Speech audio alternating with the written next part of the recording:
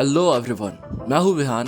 फिर से एक नई कहानी के साथ। शहर के एक कोने में एक पुरानी बेकरी थी। वहाँ रहने वाले लोग अपनी ताजी और स्वादिष्ट ब्रेड के लिए बेकरी से प्यार करते थे। लेकिन एक अजीबोगरीब बात, 91% लोग ब्रेड का पहला टुकड़ा हमेशा छोड़ देते थे। यह क्यों होता है? रीना ने सोचा। बेकरी में काम करने वाली एक जिज्ञासु लड़की, उसने लोगों से पूछा, आप ब्रेड का पहला टुकड़ा क्यों नहीं खाते? सभी ने एक ही जवाब दिया, यह बदसूरत होता है। रीना को यह बात अजीब लगी। ब्रेड का स्वाद तो सब टुकड़ों में एक जैसा होता है, उसने ऐसा सोचा। उसने लोगों को समझाने की कोशिश की, ब्रेड का पहला टुकड़ा भी उतना ही स्वादिष्ट होता है जितना कि बाकी टुकड़े। लेकिन कोई भी उसकी बात सुनने को तैयार नहीं था। धीरे धीरे बेकरी में ब्रेड का पहला टुकड़ा जमा होने लगा। रीना को यह देखकर दुख होता था। एक रात रीना को एक भयानक सपना आया। सपने में ब्रेड का पहला टुकड़ा एक भयानक राक्षस बन गया था। तुमने मुझे बदसूरत कहा, राक्षस ने रीना पर हमला करते हुए कहा। रीना डर के मारे चिल्लाने लगी। अगली सुबह रीना बेकरी में गई और उसने देखा कि ब्रेड का पहला टुकड़ा गायब था। उसने लोगों से पूछा,